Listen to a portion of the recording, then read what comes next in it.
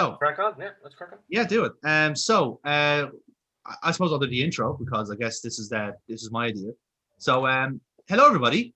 Happy Wrestlemania. Hi, Jonathan. I was talking to the audience, Dennis. You've already said hello. Without fail. Honestly, every single time. Literally, it's like talking to a Sorry. fucking Jack Russell. Anyway, so, has he frozen? He's frozen in anger. I'm livid. I'm angry with you, Dennis, in particular, and my connection. Even my internet is angry. So technically, I saved the spot because you were freezing. So there you go. Fair enough. Again, looks fine on my side. So yeah, it just looks like I'm angry at you all the time. So lads, happy WrestleMania. WrestleMania is hopefully tomorrow by the time this comes out, depending on how the edit goes. So we are on hand to talk about our best WrestleMania moments. So I'm joined by my two wonderful full-time colleagues, such as Foxy and Dennis, on hand as ever. But our special guest for tonight, as you can see in the bottom right, is the man to know, Gerry Soul. How are you doing, my friend? I'm very good. I'm sitting here and I'm enjoying myself, having the chats with the lads, having a few pints of Guinness. I'm quite happy. And, life is good. Life is good. I'm looking forward to this now. This will be a bit of crack. Indeed. So, as I said there in the opening preamble, we are on hand to talk about what we think are the best WrestleMania moments, or at least our personal favorites. And we're arguing the toss whether which ones are bad and which ones are better, I guess. I think to clarify as well, they're not necessarily the best WrestleMania matches. No, it's moments. Yes, that's a very good point, Cutter. So we're in a sense, what we're doing is we're picking the match where the moment is in. Yes. Basically, and we're watching the match to give us a context, and then the actual moment to go with. So that's kind of our logic in between. So for this week's episode, we're starting One thing, folks, if you want to watch along, all the links are down below. Click on them, watch along with us, and you can vote to subscribe, like, comment, all that stuff. See what you'd like to see next. See, this is why you have him on board, because he actually remembers to do YouTube stuff. You see, I don't. I've too many. Ladies and gentlemen, click the subscribe and the little bell, and then you get a notification when there's a new show up. There you go. And you'll get more fix of the Soul Train. I'm starting to realize now it's only me that's bad at the YouTube stuff, which is pretty bad considering I run two of them. So we're going to start off this time now with Foxy. And he's taken us to the glitz and glamour when WrestleMania went Hollywood. Ooh. Have you sent this link to us, Jonathan? No, I am about to send this link to us while Foxy is talking. I thought I missed. Sorry. Continue, Foxy. Carry on. So with WrestleMania 21, which is my pick, I decided to go with the first Money in the Bank ladder match. And the reason for that is because obviously it's a ladder match. But not only that, it's a multi-man ladder match. So anyone that's a fan of like the TLC matches, this was like pure gold, basically, to like the idea behind it. It was the first time introducing a guaranteed title match for an entire year. The contract would be valid. They could cash in at any time during that year. And not only that, it became a staple of WrestleMania for a few years. Then eventually getting its own pay-per-view. And they're still doing the Money in the Bank to this day. And it's still a good gimmick that has lasted for potentially building future stars as well. Or destroying them, depending on who you ask. Depending if you're Mr. Kennedy. Well, they torpedoed that themselves. Yeah, that's true. Yeah, that's fair enough. But yeah. So yes, we are going to watch the first ever Money in the Bank ladder match. That is our opening show. So Foxy, if everyone has the link ready. Yep. Excellent. So I will count us in with a 3, 2, 1, ding. Did you ring a bell? Quite literally, like the sound of the bell just went. Sorry. Oh, gotta take down that volume. Yeah. Oh, look, the briefcase didn't look fancy or anything. It just looked like a briefcase. No, that's a tricolor. That's the Fink. The Fink is there. I was going to say it's the Fink. Jesus. Lads, remember crowds? Yeah. I hate people. This must have been one of the Fink's last ones, was it? I think his last one was 22. I could be wrong. Was it? Yeah. The exciting part is I don't remember who's in this match, so I'm gonna like pop every single Still time. a better entrance than his AEW. I'm looking forward to his appearance on Yes, on I am. Gold Show. I am as well. I thought it was an April Fools when they showed the photo. That's why they put it out there, is because they thought they knew everybody would think it's an April Fool's thing. Yeah. Oh, I think Chris Jericho had horrible but lovely hair all in one. Yeah. Look how in shape he was. And now he's become a Judas in his mind. Oh, shut up. Here comes Stevie Richards. It's Crispin. Right. Well, that's a full yike straight away. Great. Show him it's fine, folks. It's Mr. Wah. Crispin. Actually, do you know what? It actually shows how quick he fell because, like, he saw off WrestleMania 20. Yeah. Like, it's weird. Was this?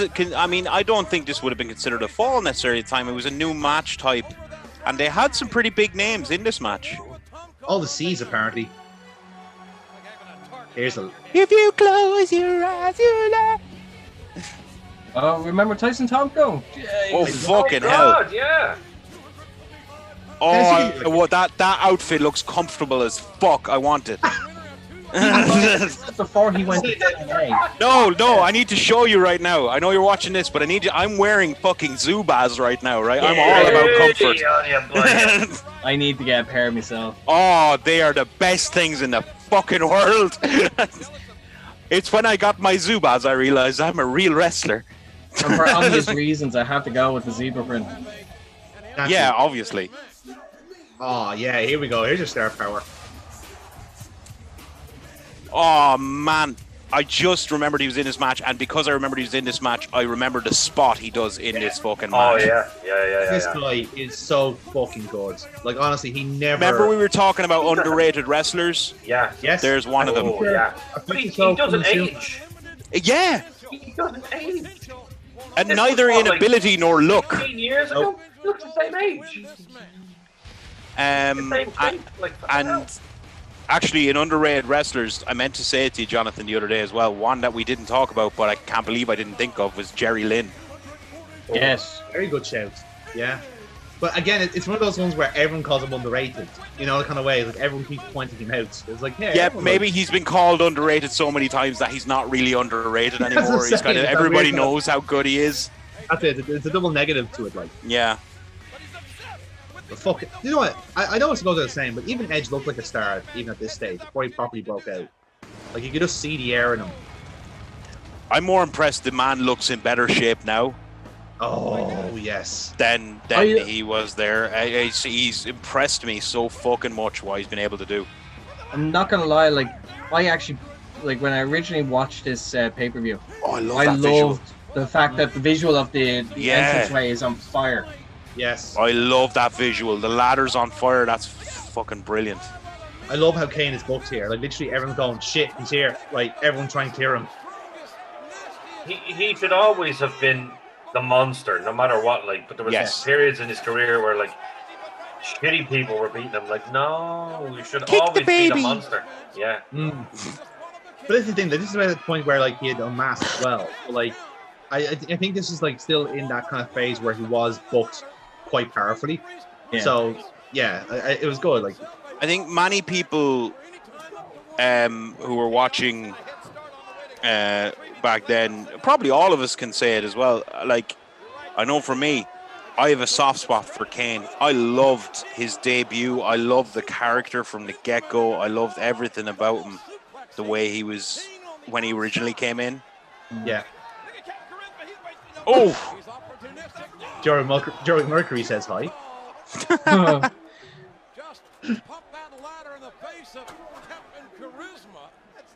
Christian, those tights are a poor color choice. Come on, man. Have you ever heard of Pantones?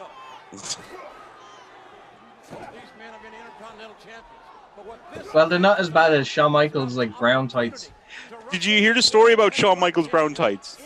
Yes. You know the way there's only like there's a H on it, and that's it. Like, it's because apparently the seamstress just didn't get them done in time. He didn't have anything else, so he's like, "Oh fuck it," and he just put them. And he had the terrible bob haircut too. Oh. And he won a world title with that gimmick. And ended up being like looking like that for Here Comes the Pain, which is, I think is just like that's just a sad state of affairs. Like that was the prime Shawn Michaels that the kids wanted to play as. Brown tights Shawn Michaels. Another thing about this is that like this was an idea of Jericho's. Yes, that's true. There you Oh, go. Lippy shit. look at that! Beautiful. Now every wrestler now can do that now. Yeah. But you know something? He does it, and a few people can do it properly like that. Whoa! Oh. It's a little pet peeve from. I know it doesn't matter. It's just my thing. You know when they barely clear the top rope, that just annoys me. Yeah. Like when Shelton did it, he launched up. He was nowhere near that top rope. He fucking launched up and all that. I just prefer them like that. That's my own thing. Like Well, to me, it's like, more a case of like, it just because you can do it doesn't mean you should. Yes. Yeah. 100%. It's like when Ryan Smile, like one of his like finest moves is vaulting over the ropes. Like he does that fucking superbly. Because again, he'd get that height, he'd clear that shit. But the weird thing was like when Dan Barry does it, it's like his was like based more on technique, and he still like lands it perfectly as well. It's perhaps not as snug as Smiles is because he gets more acceleration, but still Dan has the technique to do it. Because Dan Barry works very fucking smart. Yes.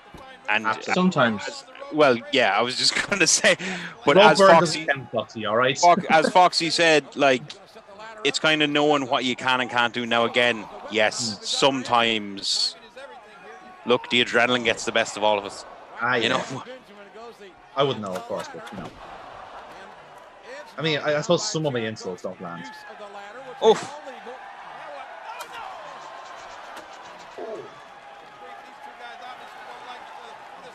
Woof! Say what you want about the man, but like, goddamn, could he wrestle?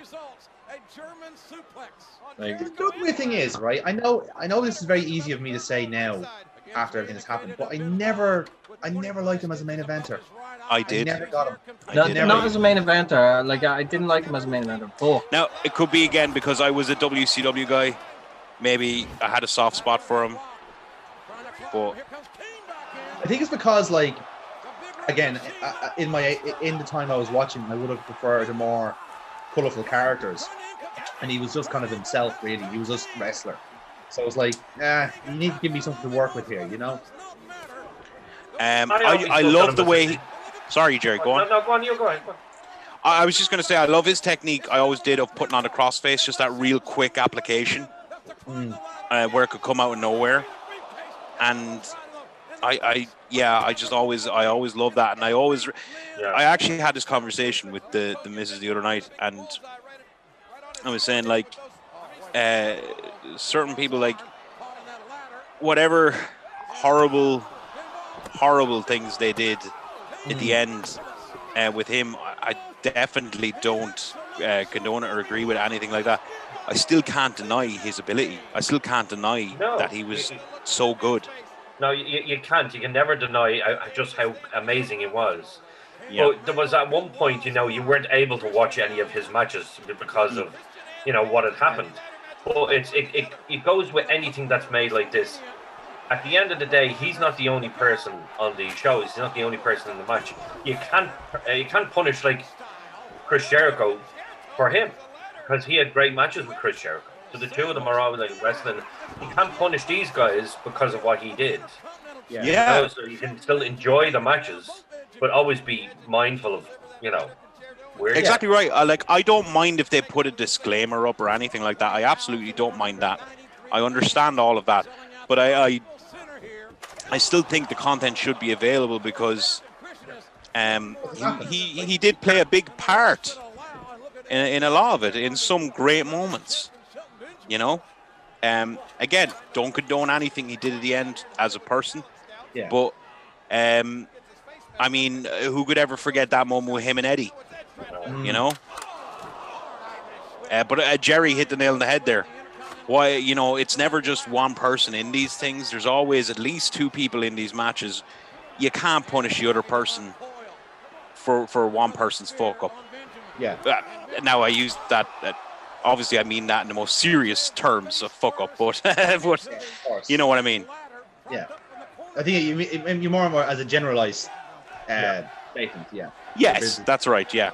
Mentalized, yeah.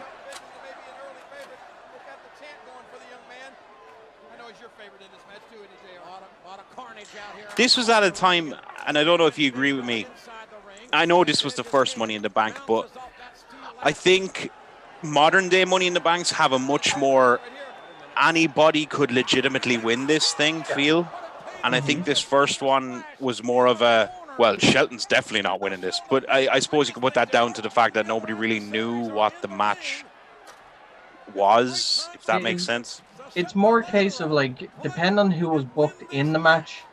Like, you'd get matches where, like, okay, no, yes, that's the person that's going to win it. But they do throw you a curveball, and, like, we had Jack Swagger win it. Damien Sandow. Yes. But Hey, in a way where I think, like, it makes sense, like the class we have here now for the first ever one, it makes sense because out of all the people here, there are some incredibly safe people in this match. If you wanted to make this this match stipulation work, these are the people you rely on to make something out of it. Oh, agree completely. You have Christian, you have Benoit, you have Edge, Jericho. That's such a solid bait. And then Kane playing the power role as your kind of your comparison. Brilliant. Like, because like he's safe as houses as well. So I think it's almost a case of like, right, lads, if this match concept fucks up, we know ye can at least have a good match in and of itself. So exactly. Like even a segment like this now, for example, that gets over what this is all about because you have all these people on different ladders trying to grab the snatch a briefcase while also getting it. Like that is like the actual epitome of the match. So it's a good storytelling like trick to do there. Like the reason I kind of went for this one more so is because there is a structure. It's like anytime the ladder is more used, and I said it in the previous episode, like with London and Kendrick, it's like anytime they used the ladder, it was to go for the belts. It wasn't a prop. Whereas like it wasn't to set up a spot, which is why it became like after a while. I believe we discussed this briefly as well when we were watching Shawn and Razor in the ladder match. In that, personally, and I think you were the same, Foxy, maybe you as well, Jonathan. I prefer like that. To me, it's hokey as fuck. Just trying, because you have a gimmick in there, use it as much as you can. I think it should mean something, you know. And I'm sure, Gerry, you're probably the same. 100%, yeah. Like overusing it is bollocks. Like. When you use it at the right moment. You don't have to constantly use something over and over and over again. It's like, no, that's shit. There's a very kind of like Chekhov's gun like role of something like a ladder or any kind of gimmick match like this. If you're doing a tables match, for example, like you don't now, unless it's part of the story you're telling, and like these people want to get the match done quick. The tables involved in everything.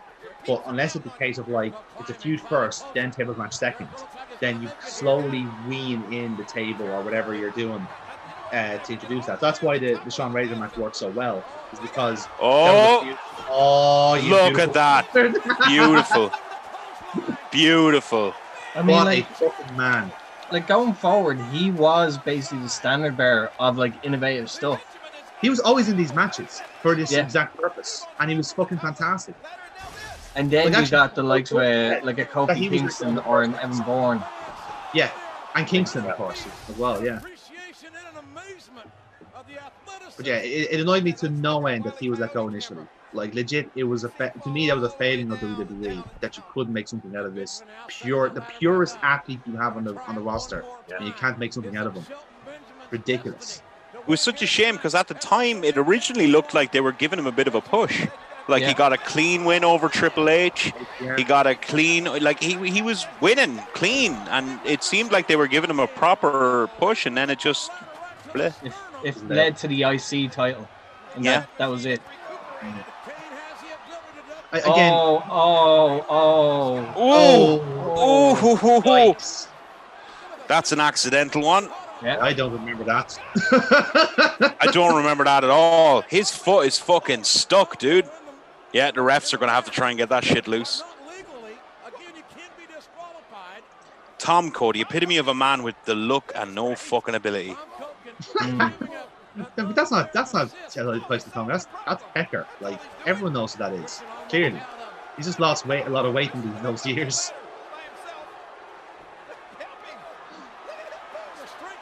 Great spot.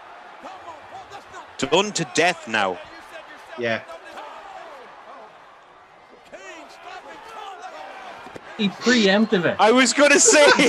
No. Tom Cole was half gone before he even touched him. It's like, hit me. Oh, yeah, I'm over. Pulling a fucking Neymar there, the diving bastard. And look, he's going for that bump again. He loves that bump. He loves that bump. At least he didn't land his balls in the rope this time. A welcome change.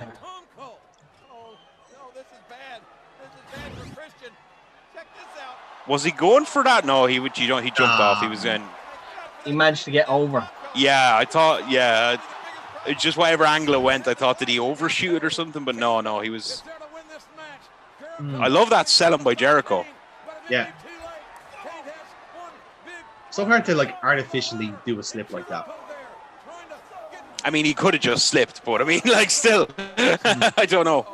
Oh no, you don't do that. Last time I did a slip like that, I broke my ankle. Also, some of those like fall bumps off the ladder are nasty looking. Yeah. Like, I find the worst ones are, so you climb the ladder, if someone drop kicks it and you torn, like your body torns, and then you fall and hit the ladder. Oh, yeah. Or the ladder comes down after you. Yeah. Yeah. You have no control of it then, yeah. There's some nasty ones. I mean, like, look at this. Like, he's still selling, like, the hand from earlier in the match. It's like, brilliant. He should be, because it got worked over. He should be selling it. Yeah, but I mean, like, really selling it, like, throughout the whole match. Like, it's basically like Chekhov's gun. Like, this is this is gonna be a factor later on. His nose is fucking busted already. Oh, I can never watch these. It's kind of uncomfortable watching this now, knowing what happened. Boom. Yeah. Oh. Like legit, it's like watching people like having. Is this where you see a little trickle of blood come down his head? Yeah, there it is. Look. Yeah. Hard way. Fucking horrendous. Like, that's not easy to watch now. For it. No. Like just cover up. Like I don't. What did he hit that cut him open? Shoulder. The side of Kane's head. Like literally, shoulder. It's shoulder. Shoulder, right? So like it's just shoulder, and like it's just the fact there's no protection. Like I don't give a shit if you're trying to make it look real. Just fucking hand up last second, and that saves your life. I don't give a shit what anyone else says. Again, the sad thing is, we know a lot of this because of him. Yeah. Yeah, but look at Shibata the same way. Like that shoot headbutt, fucking great idea. You gave yourself a hemorrhage. For what? You ruined your career over a fucking headbutt. As sad it is and as uncomfortable it is to see him doing stuff like that with direct hits to the head, because we all know what happened in the end and how it's pretty much certain linked to CTE, etc. Yeah. Probably other factors too. But it's still the reason, a large reason that shit like that is taken seriously now is because of him. Yeah, of course, yeah. Sadly, it's not a good thing, but the reason isn't a good thing, but the end result is a good thing. Yeah. Oh, fucking ace. And the way they put it over as well, it's like that. Why is Edge like Edge is gonna do it? It's like why? but it's his They were getting character. across the whole ultimate opportunist. Now they're the opportunistic edge. That didn't come across. No, but he was planting the seeds. JR did drop that JR word. was mentioning that it was the opportunistic edge. He's repeating that. He's repeating that. They're getting it across. That's a nasty bump in his head. Fuck. Fuck. Look at a bump, like, Jesus Christ. Yeah.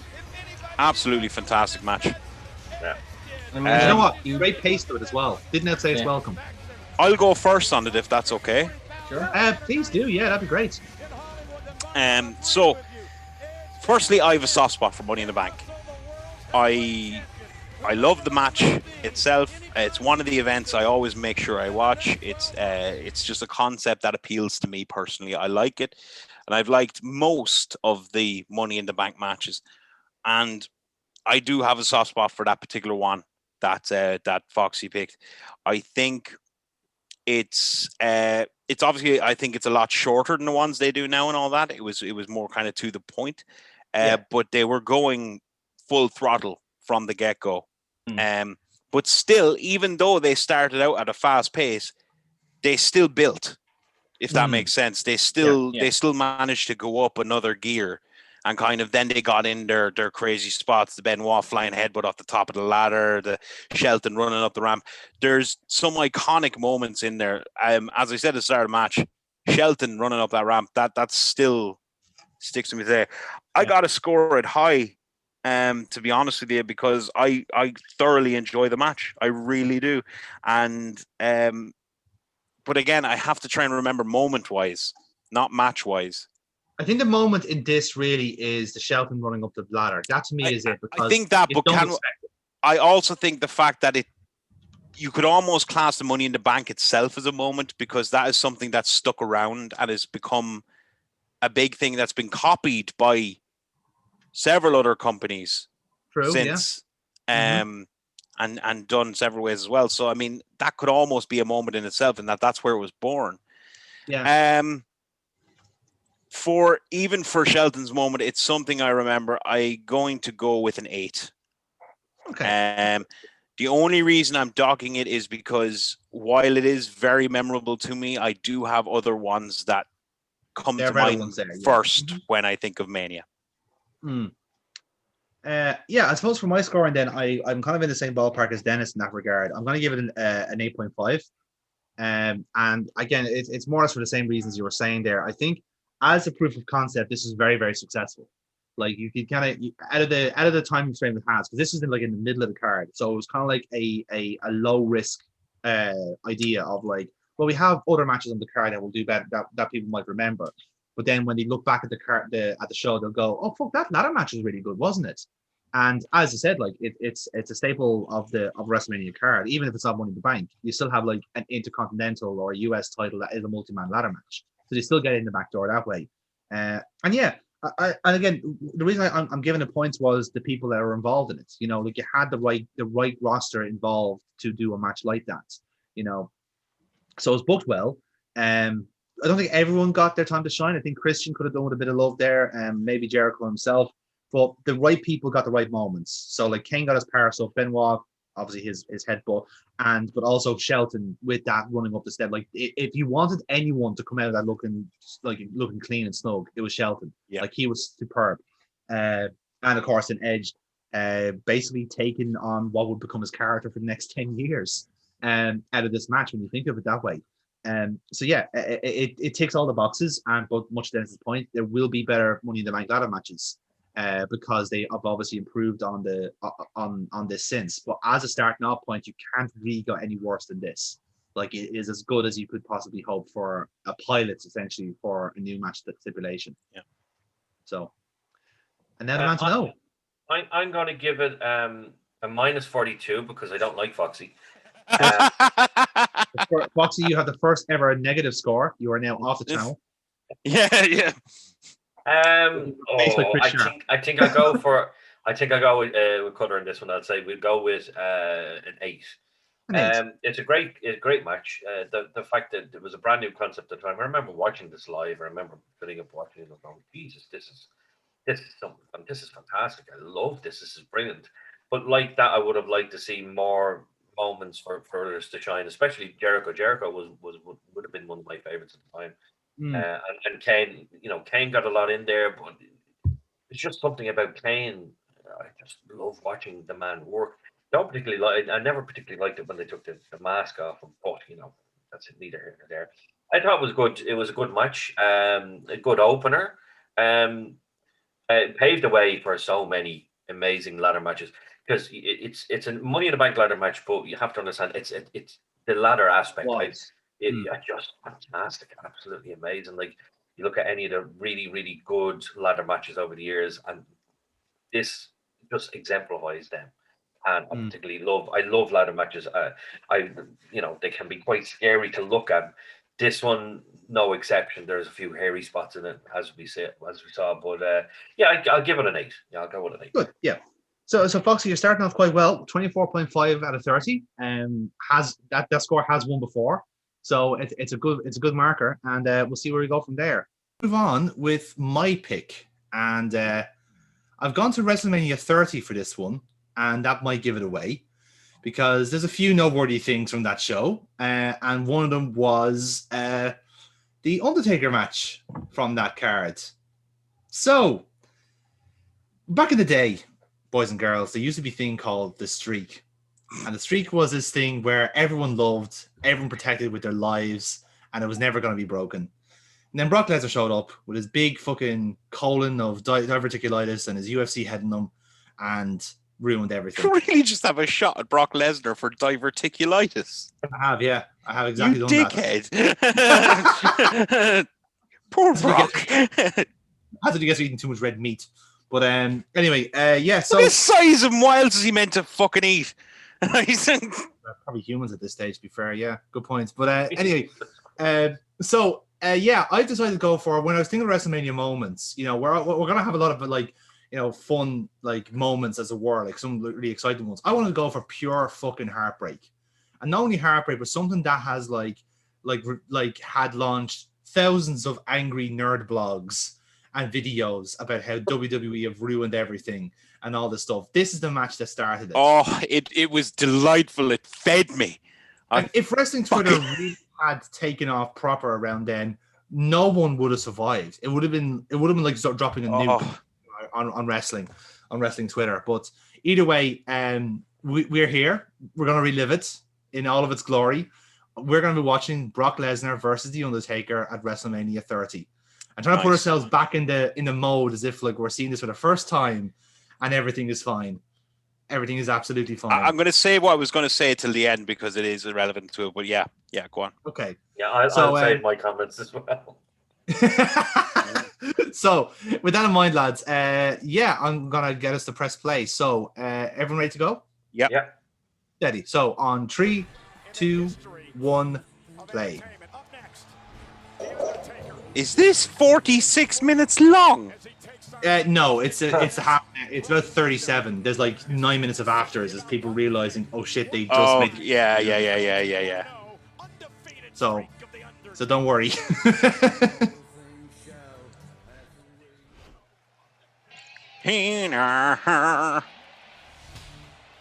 Look at that crowd, man.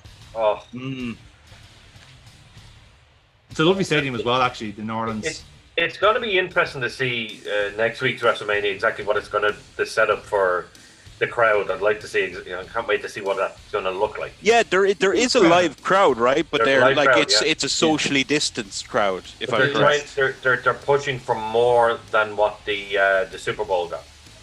What the Super Bowl 20,000, 40,000. So they're looking at 25% capacity, which is 25,000. Yeah, so they can obviously spread them properly. Well, do you know what? If they're keeping all protocols in place, fair play to them. It'll be a good test run to see, can this work? I've seen other companies not give a shit about protocols, so it's nice to. But keep in mind that this is a company that's had several outbreaks in their own. But I'll also reserve my judgment till it actually happens to see what they do, and if it's maintained. Now, obviously, look, if people are idiots, you can't really blame the fucking company too much for people being idiots. But Yeah. Look at that man. He is an absolute fucking specimen. He really is. Like legit genetically, he is abnormal. Like He's I love pure that. intimidation. Have you seen his son? Worse, have you seen his daughter?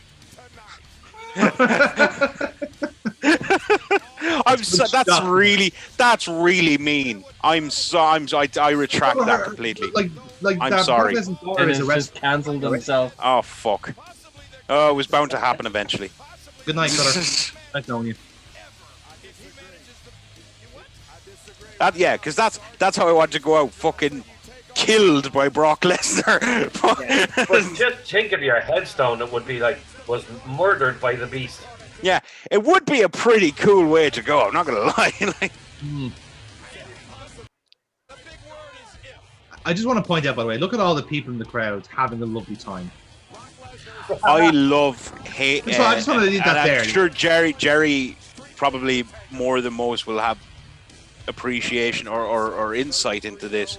Yes. Heyman's nuances and his sell as a manager, everything. I always love it when you can hear him shouting on the side, and there's no fakeness there. There's no playing a part. I believe every time I see Heyman, I believe everything he's doing. There's a reason. I fully believe that Paul Heyman is the best manager there has ever been. Ooh. And obviously now, there's some really, really, really good managers. I'm sorry, nobody does it like Heyman. But you see, a lot of managers, they're good, they'll do good promos and stuff like that, but when they're at ringside, they basically just stand there and don't do much. That's exactly it. Heyman does everything. Absolutely everything. That's it. And it's even little things, like look how he's not on the main camera, but look how he's looking right now. He's determined, he's focused, he wants his client to win. It's to me, I've always loved those little things about Heyman. There's the obvious things, his promo, his mind, all that stuff, but it's the little things like that I love. Yeah. No, I loved this, all the caskets. Oh, this with is all good, the names. Where they even mentioned Giant Gonzalez. They did. Well, again, my favorite thing about it was that, like, again, as the longer the streak went on, you still got that kind of like sense of like, obviously we're booking around it, but also this is the only one that had a kind of sense of hubris about it. It was like the streak was kind of bigger than anyone else. Like you couldn't, no matter who you put up against the Undertaker, you were still going to lose, because like we were actually just off a chain of like HBK twice, Triple H twice, and CM Punk. So in a sense, in a vacuum, those matches were a bit of a walkover. You kind of knew Taker was winning going in, and with Lesnar, you kind of assumed the same. You did. You see, this is the thing. I remember, and this is why I remember everything about this match down to what I was doing. Yeah, watching this match live, I remember where I was, what I was sitting on, everything. Watching this match live, and the Undertaker match had become such a foregone conclusion in my head, at least, that you almost kind of half tuned out, and you were kind of, you had your phone on there, and you were kind of, me too. Say 2 or 3 minutes, I wasn't even looking at the screen. Yeah, me too. And I leave because I have comments that I want to say. Yeah. Do you know what? I'm gonna save it back to just addressing Jonathan's point. I think that hubris had started a long time before this match. Oh yes, but I think it was also it was certainly there for sure. But it was also the case of like they had not given Taker a compelling enough opponent to make it seem like a threat. So in this case, certainly that. Yes. Well, now I will say, more fool me, maybe it's the mark in me, but back at with HBK, I genuinely thought that could go either way. I genuinely thought at the time, the second one. I genuinely thought at the time, again, maybe it's the mark in me, that could go either way. I knew obviously Shawn was winding down. Yeah.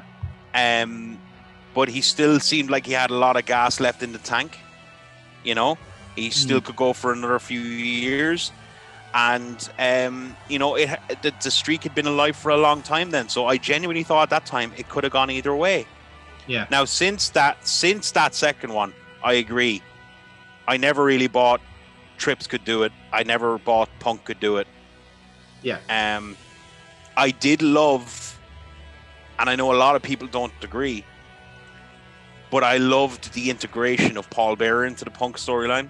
Yeah, it had to be done in fairness. Like because I know people were trying to be offended, but then you had everybody who knew him coming out saying, no, he absolutely would have fucking wanted it to be used in the storyline. Yeah. He would have loved it, yeah.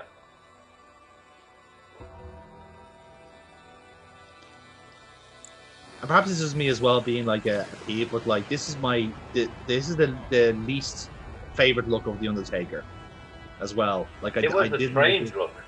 Yeah, it just the mohawk and the mohawk and the goatee. No, not for me, Clive. The goatee was kind of a harken back to Ministry days a little bit. Yeah, I think that was kind of what I was going for, but it just no. He seemed a lot thinner as well during this match. Like he's a lot more gaunt in the face. You can see the chest as well is quite thin. He was definitely thinner, but he was in fantastic shape. But it just took the first 5 minutes for him to be, oh God, good luck. And he's like, and in a weird way, like after this match, and he kind of had a bit of a wake up call with his own performance. And even in the Shane match, not so much because that was just awful. But even with the stuff with the Braun, like it was shorter and sweeter, and he just nailed every point, the kind of way. Because in a sense, he could afford to do this. He didn't have to break his bollock every single time because like the actual Undertaker match was a spectacle at that point. He didn't have to be top of the card in a sense. Unless it actually mattered. I think the real example, I think for me at least, when I realized that Taker, obviously I knew Taker should be stopping. I think the time I hit home that he probably couldn't go as much was with Roman that time. Yes. Oh, the suplex, heartbreaking. Yeah. Where I was I actually felt just more than, we go, oh, botch. I actually felt sad. Yes. There were times during that match where you say to yourself, oh, please, just end it. Just end it. Please. Exactly. And I know in the Last Ride documentary, it's addressed, even he knew. And he was like, that was not good. But I think after that, they did it right in the fact that they booked it shorter. Yes. Like shorter matches, short, snappy. Get him in, few fast spots, tombstone, boom, done. Yeah. And it was much better, like with Cena and stuff, much, much better. Yeah. Oh, the Cena one was great. I loved that. Oh, me too. That was exactly, that's what I wanted from an Undertaker match in his late stages. It was just a quick appearance, job done. Yes. Because at this point, I thought his match with Bray Wyatt was good. I thought the Bray Wyatt match was good. Yeah, me too.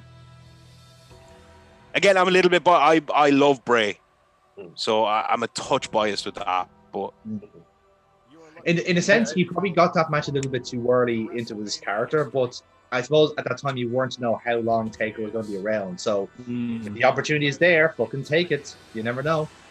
You see, look, hindsight is 2020. Oh, sorry, Foxy, go on. No, I think with like with the Bray Wyatt thing, that could have been built up a lot better.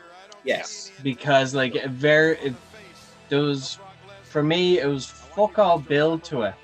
Yes. So I didn't really care come the match. And then the match wasn't great either. So it's like, at least if it had a great build, okay, if the match didn't fully deliver, at least there was something memorable about that. You got this tantalizing back and forward between two very similar but also so different characters. Mm-hmm. I think, look, hindsight is 2020, obviously, and you always think of who could have been chosen to break the streak. I think with a better build, I think Bray would have been great to break the streak. But then, you probably would have never gotten the Fiend incarnation, which I'm a huge fan of. Could you imagine if the Fiend went against Undertaker? Oh, that would have been great. I don't know if I would. Back then, yeah. Now I would have hated to have seen it because I'd be scared he's going to hurt Taker because he has such a high impact. Match waiting to happen when you think of it. He has such a high impact, hard hitting style that I'd be worried that Taker get hurt. What if you did it not like the Boneyard, but definitely cinematic, more to Bray style. Oh, if he was in the likes of the Firefly Funhouse match, there would be so much you could do with Taker in that. My God, that match for me last year with John Cena was fucking amazing. I loved that match so much. I used the term match. There you go. Loosely. I think that's it. No, I think there's a German coming up. That's although he does. He's still with it there. Yeah, he's fine there. But he takes that belly to belly and he gets up. He goes, "Whoa, fuck!" Yeah. You can see it on his face. No, but there is a point where he's legit fucking concussed, isn't there? Yeah. Yeah, I think there is a Germany. Take another minute or two, and that's it. Yeah, there's a Germany takes later on now, and you'll see it because it's back of the head first, and the eyes are gone completely.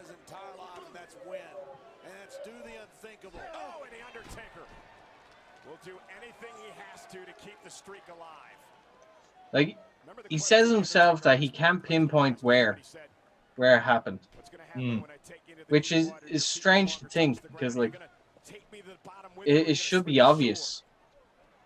Like, concussions can be like that sometimes, in a sense that like it's not necessarily a sudden impact. It's like a slower, because that's been observed a few times in sports as well, where you will get like a side knock to the head. The actual contusion doesn't actually occur until later on because either adrenaline or whatever else kind of like takes over, and then once that cools off, that's when you start getting the damage.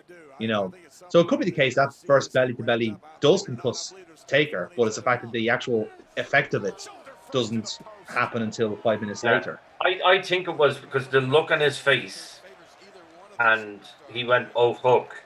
And even now, he is actually a little bit sluggish here. If you, I know, because he missed the punch there, didn't he? Yeah. Okay, well, okay, that's a valid point. I can't argue that. Yeah. Because definitely, like after like when it comes to then the subsequent suplexes, he's definitely not jumping into it anymore. He's coming across like a bit of a dead weight, which obviously Lesnar can fuck around to his heart. And of course, that's what led to all the speculation of, was it a botched finish? Was the streak meant to end? Blah blah blah blah. I mean, yes, it was meant to end. It was booked that way. It went how it was booked. Yeah, and let's be fair here. In hindsight, they picked the absolute right man to end the streak. I agree completely. Yeah. Like nobody at the time, there was nobody there at the time that you could say, right, they could potentially be the undertaker. No, it was Brock Lesnar. In a worked sports event, who legitimately looks like he could fucking do this and destroy him? Brock Lesnar. Right now, Brock Lesnar and Bobby Lashley. Yes. Back then, it was just Brock. Brock was the only one. Completely correct. I agree. And people will still argue that point to this day. And I've always said from day one, Brock, and Taker says it too. Brock is the believable one. He's the one that you believe could do it. But it was also it was the fact that like at that time, like people were thinking like they were trying to use a streak as some sort of like booking like mana, let's say, like it's like a fucking Phoenix down. It's just like bam, this person is now the top, and you're thinking like, well, it has to go to a full-time star because they only do the most. Who would have been around at this time? The likes of your like a Cena or Batista doesn't need it. Someone needs to break the streak, as it were, and to make propels them into a stardom. So no, it's not like that. Like in a perception of WrestleMania, the streak makes Undertaker top dog. It makes him the most undefeatable, undeniable person at WrestleMania. So in order to do that, you need to have someone who. Sorry, I love that leg drop. I think it's fantastic. I think it's fantastic. The height he gets on it is superb.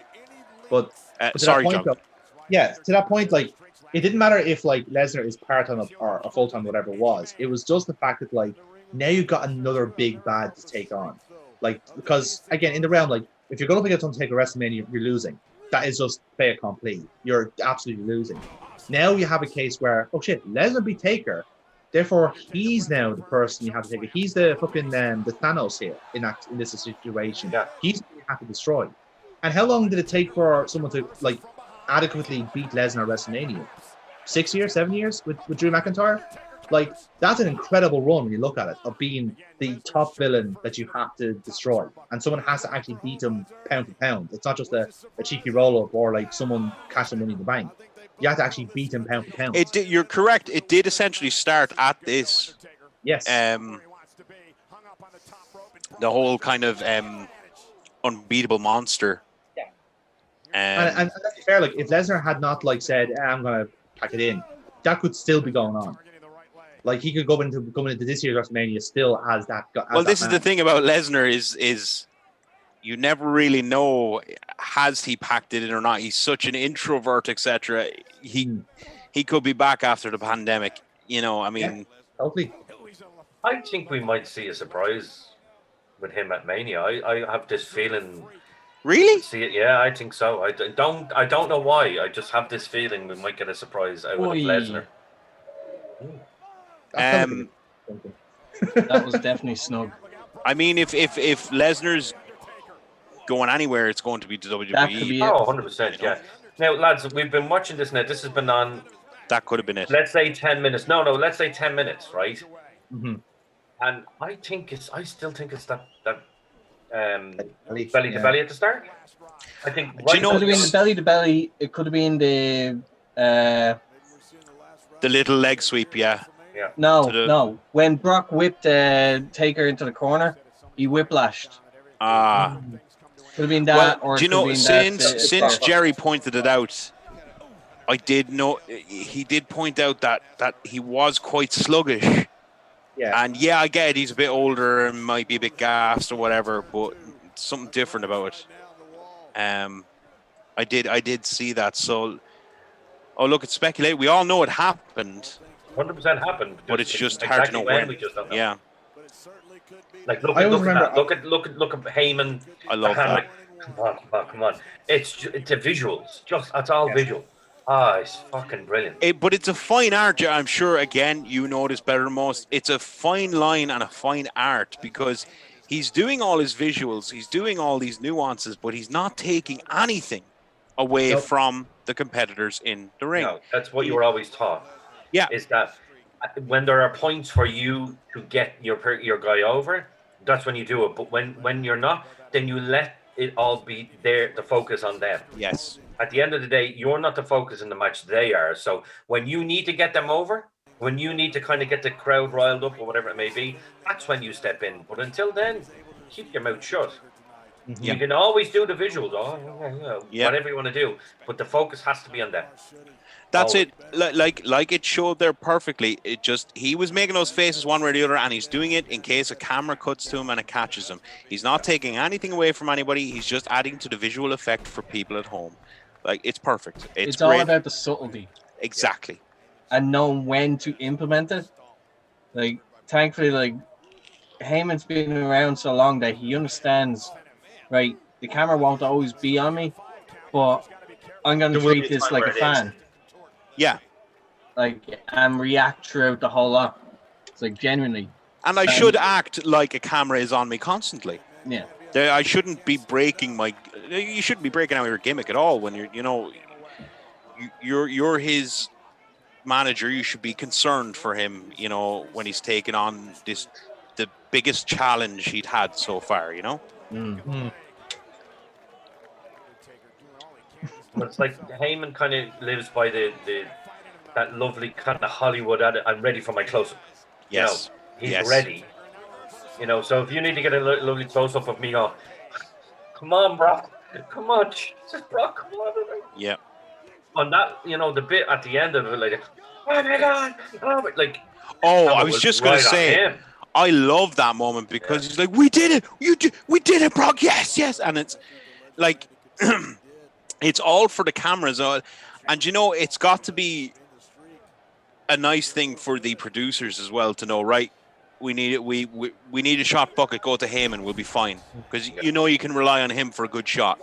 Yeah, like when you actually look at the comparison between when he manages Brock and when he manages Roman, it's polar opposites. Yeah, very different body language. He's very visual in both, but it's almost like he's willing Brock to win here. He's a smile on his face.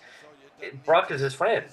That's what he is. Whereas Heyman and Reigns, Heyman is purely, that's his boss. And he's always concerned looking. He's like, Taker's completely out now, man. Oh yeah, no, he's gone. Like he's gone. Like you know, because like the selling is gone now. He is just like, that's it. Now, granted, I do think partially he is meant to be like being beaten up in this match anyway. Like he is meant to be like second fiddle. I know, but even when he's kneeing him in the chest, his positioning as a wrestler is wrong. In the middle of the ropes, like, do you know what I mean? No, it's not. But he's not clenching he's not putting the arms forward to give the cushion for the kicks or the knees or anything. He's just taking it, you know. You can also see it with Lesnar. He's actually easing up on his strikes as well. Yeah. Because they don't know full well why it is yet. Yeah. But they know something's wrong. Hmm.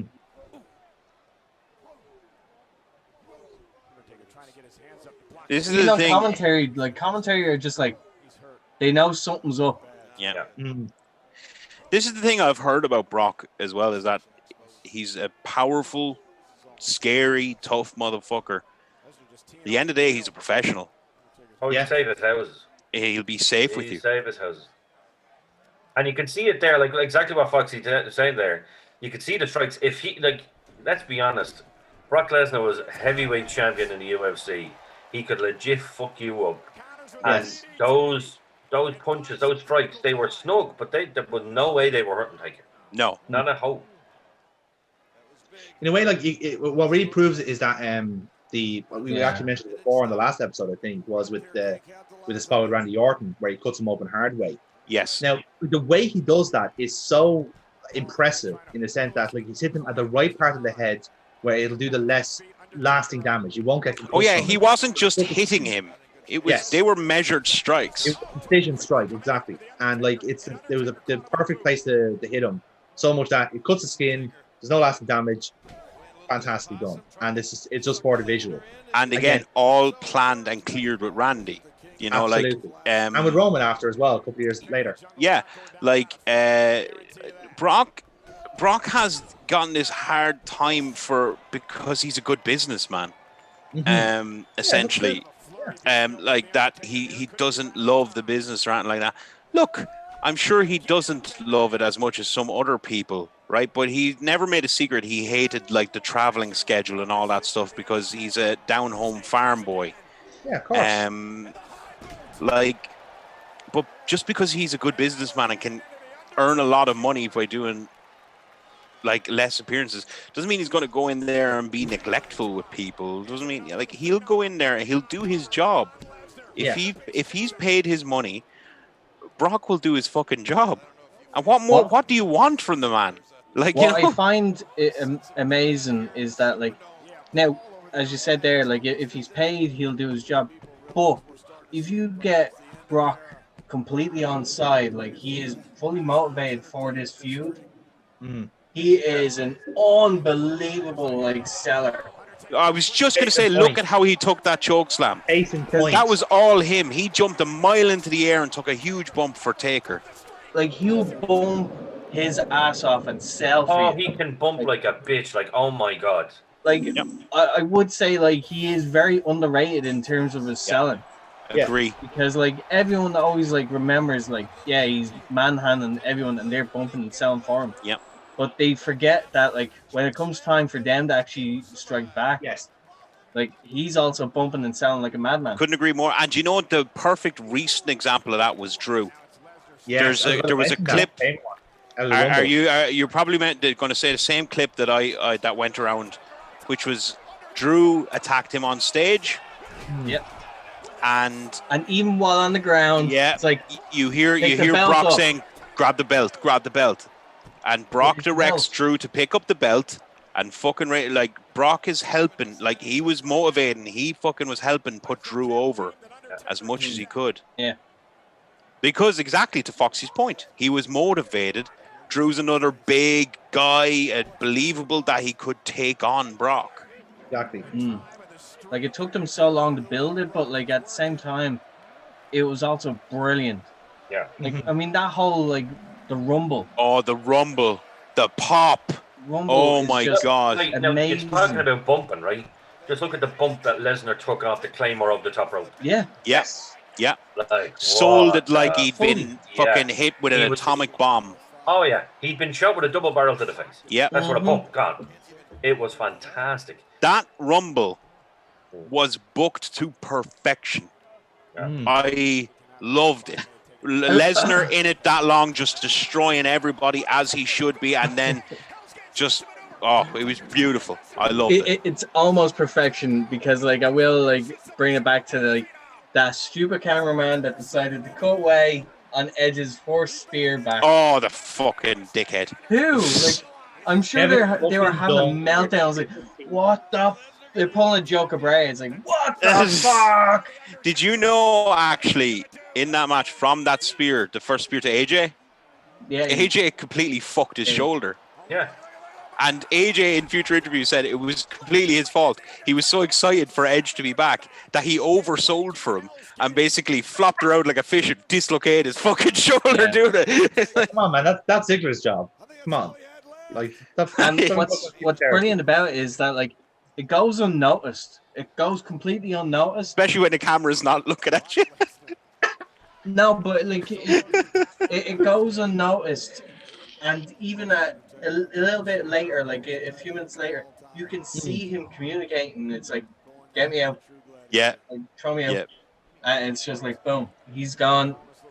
But you never think of it. Like, oh, he's injured. You didn't know.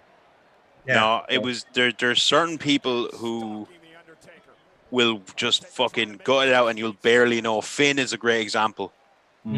Completely decimated his fucking shoulder against Rollins and went on and finished the fucking match. You'd barely know what was wrong. And then you have people like Sin Cara. My finger. will hurt their finger. My finger. My finger. Whenever that happens, I keep thinking back to Pac and Walter. Oh, gee. Oh, God. No. When he fucked up his thumb, and he just no, it wasn't his thumb. It was his index, was it? Yeah, and he just held it up in the middle of the ring and just went, boop! And he just fixed it in the middle of the ring. And he like looks at me and's like, it was disgusting. It's gone. And like, you must have just been going, oh shit. My genuine reaction was like, oh shit. What do you want to do? Do you want to? Wait, are you good or do you want to cancel? Wait. That was it. He literally just like, hold on. And continued on. And then he did it again later in the match. Because it popped back out again, did it? Yeah, it did. Fuck's sake. Oh, like, God. It was disgusting. The picture of it was fucking disgusting. To be honest, like that instant was just like, that's minor compared to a couple of like close calls we've had in the past. Like, yeah, of course. I mean, like the war, like on the contenders with the Defiant, like the girl Kanji. I mean, Katie Harvey has to be up there somewhere. Yeah, it is up there. But like Kanji, like actually breaking her wrist, like breaking this part. Oh, this area, yeah. Like during our match, it was just a case of like she landed, like the way she landed, she put too much pressure on a certain part of her hand. Yeah. So it just gone snap. Oh. But thankfully, like Emi Sakura is such a pro. Yeah. That she used it in order to finish the match. Yeah. Like, look, she's hurt. Her arm is gone. Like, let's finish this and get her out of here. Yeah. So she literally like scooped her up, gave her the lightest fucking armbar you ever seen. But like, but it was believable because everybody knew she was hurt on that arm. So well, you didn't notice straight away. That's how good it was. The like, first time would have seen it, would have known. Yeah. It was the correct way to do it. Yes. Like but like that was a good example of like scary close call. But Katie Harvey is another one, like diving it and essentially like I honestly believe from where I was standing, I thought she hit her head on the wood because it sounded. I thought that as well. It just sounded so fucking bad, and in a way, I was relieved when I heard she broke her elbows. But that's fucking couldn't so much worse. Because where you were you were reffing that match, Fox. There's got to be when you hear that, or your heart's got to go up into your fucking throat. Yeah, like what's really awkward for that, like especially for that one, is because like there's so many involved in the match. So therefore, like the dive happens. I don't see how she's hit because there's so many people that were in the area. Yeah. Like, so I don't know what she's hit, but I can't get out to check on her. So why couldn't you get out to check on her? I couldn't because it's one of those. It's just one of those awkward moments in the match where, like dive happens, then other people come in. So yes, I get you. But luckily, like other people like came out and tried to get her to safety anyway. And then we try to finish off the match somehow. I was going to ask. Now, I didn't. I of course know all about the incident. I didn't see the incident. I wasn't there, but I'm assuming did people come from the back to kind of to get her? It was quick enough. Like Claire was on the case once. It was kind of evident that she had damaged something. You know, it's fairly evident. The old X. Yeah, because like she couldn't get up by herself. Like she needed help to get up. Yeah. Because it's not like she could like lean on something. No, it's got to be pure agony as well. Oh Jesus, yeah. But like I said, considering like could have been so much worse, she did save herself like by doing that. You know, because the alternative would have been fatal. Well, as she said herself, she did everything right. Like as far as how she landed and stuff, she landed how she should have landed. Yes. Like if you're looking at it in a technical way, she did it properly. It just so happened that there was nothing there, so the impact was just too much.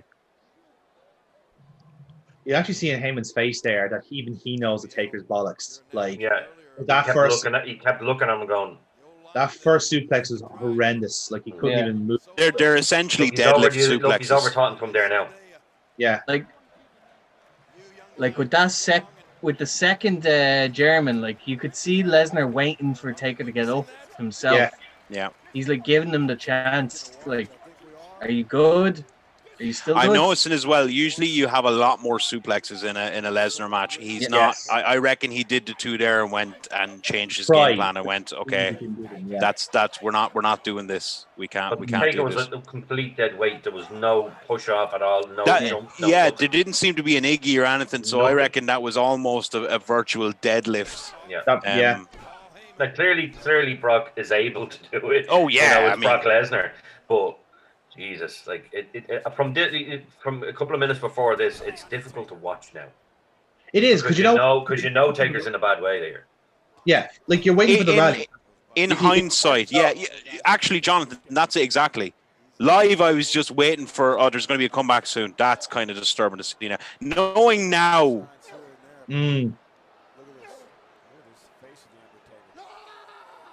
You know, because bear in mind, like it was only 2 years or 3 years before this, we had the Triple H match where he like nearly died of dehydration. You know, so we already had this type of match already, and you're thinking like they're not doing this again, are they? Well, I suppose with Lesnar it's fair enough, but like he really should get back in this match. He's gonna lose, and he can't lose because it's a streak. And then suddenly, oh shit!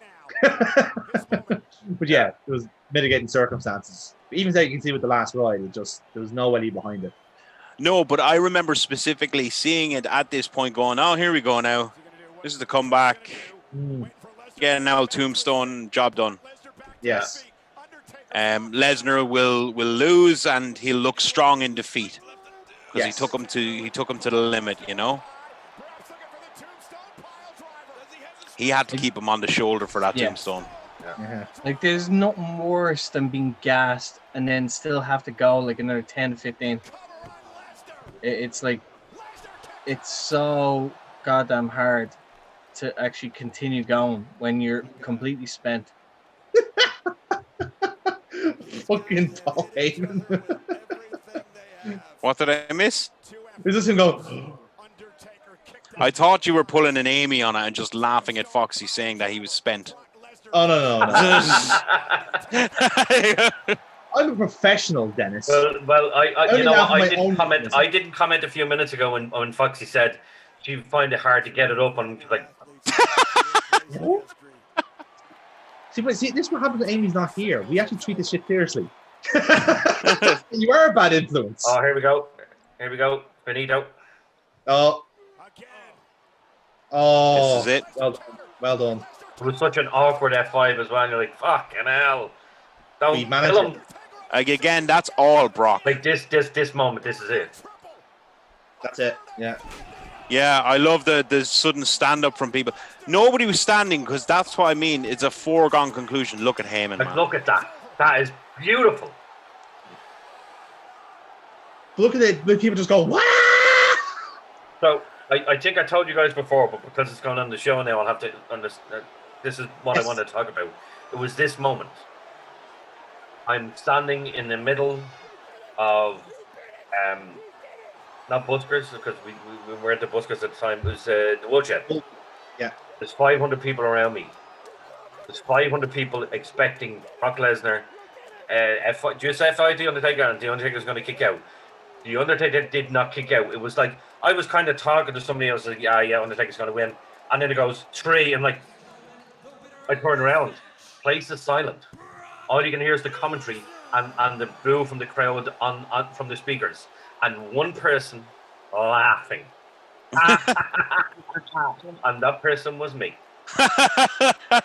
because I thought it was brilliant. Not a single person there, like the 100,000 people, the 500 people that I was surrounded with, not any of the millions of people watching at home. Nobody had any idea that was happening.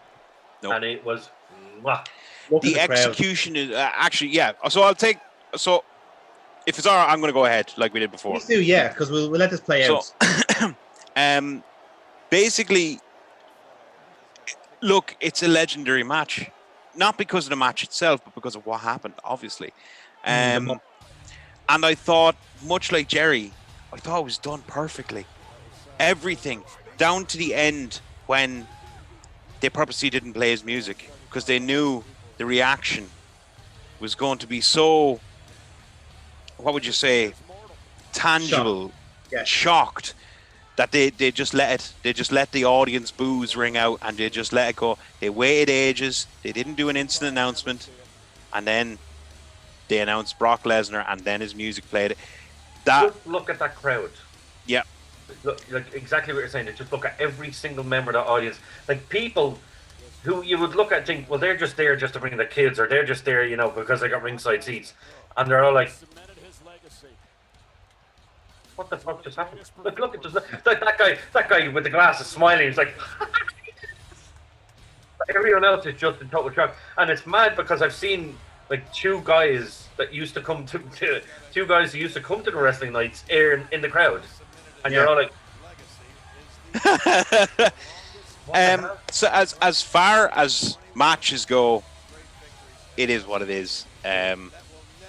As we were discussing throughout the match, obviously Taker got hurt, so but we're not gauging on the matches, so I'm not really going to take that into account. But as moments, they don't come much bigger.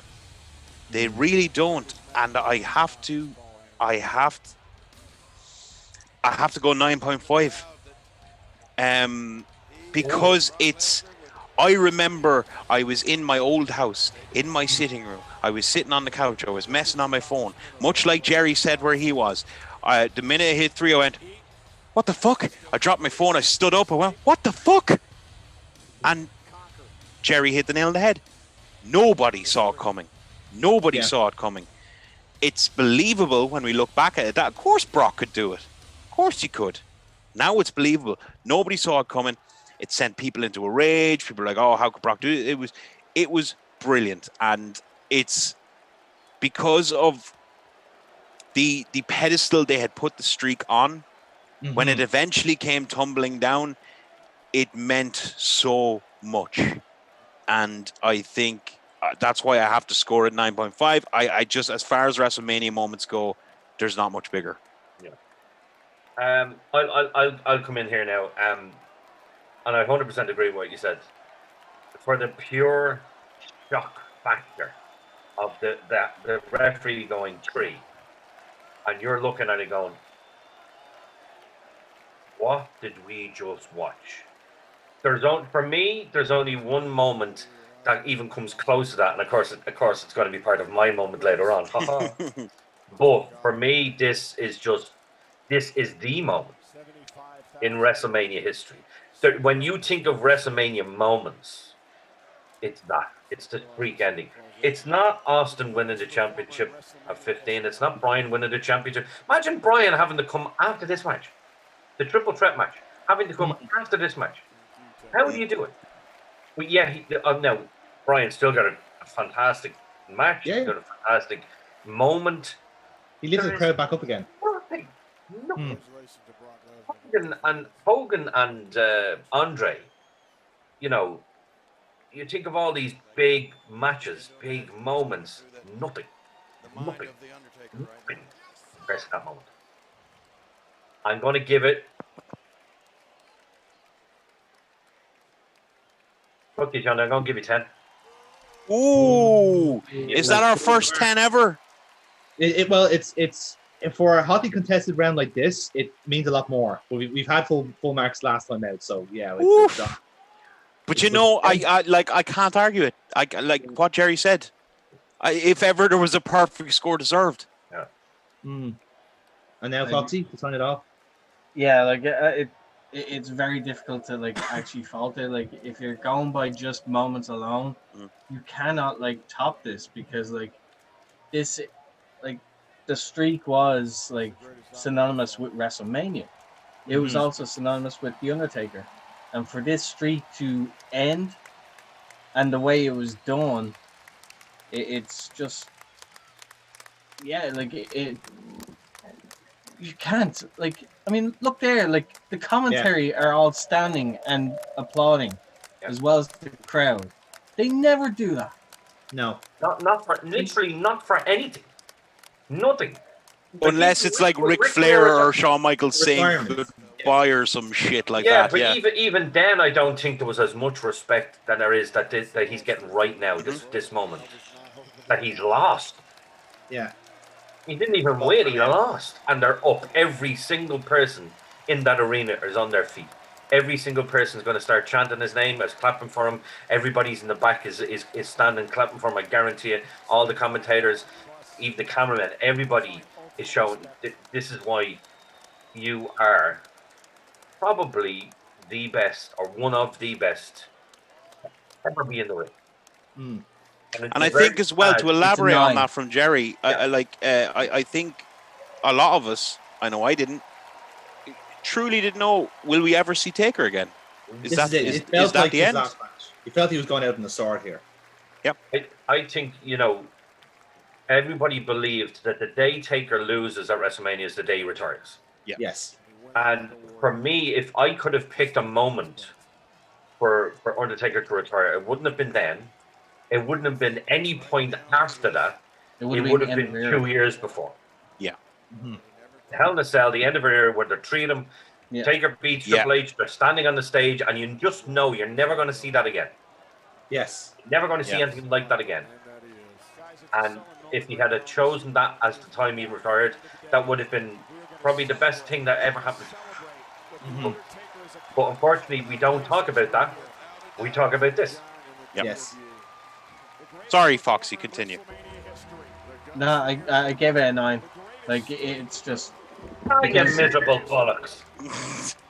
He just wants to win. Yeah. I should have given you minus 40 to you, prick. I've lost. Like, my match is lost, so... But, like, going by a moment like that, like, yeah. Like, if I was going by the match, I would have gone a little lower. Yeah. Oh, yeah, if you're going by match, it was definitely lower. Oh, completely agree. That's as I said at the start. That was not a 5/5 match. The match was what it was Yeah. because of circumstances, but like I still like if I was including the match, I would have still given it a high number, given the shift that Lesnar did in regards to Undertaker being hurt. Oh, adjusting his work rate to and trying to take care of him throughout the whole thing. Yeah. Like so, like it still would have been like a high number anyway. But yeah. No. There we go. There you go. So Lesnar versus Undertaker gets a score of 28.5 out of 30. So it's a high bar, lads, but we may have 2 matches that can surpass it. We'll wait and see. The bar. Indeed. I'm just saying that Cutter's just not.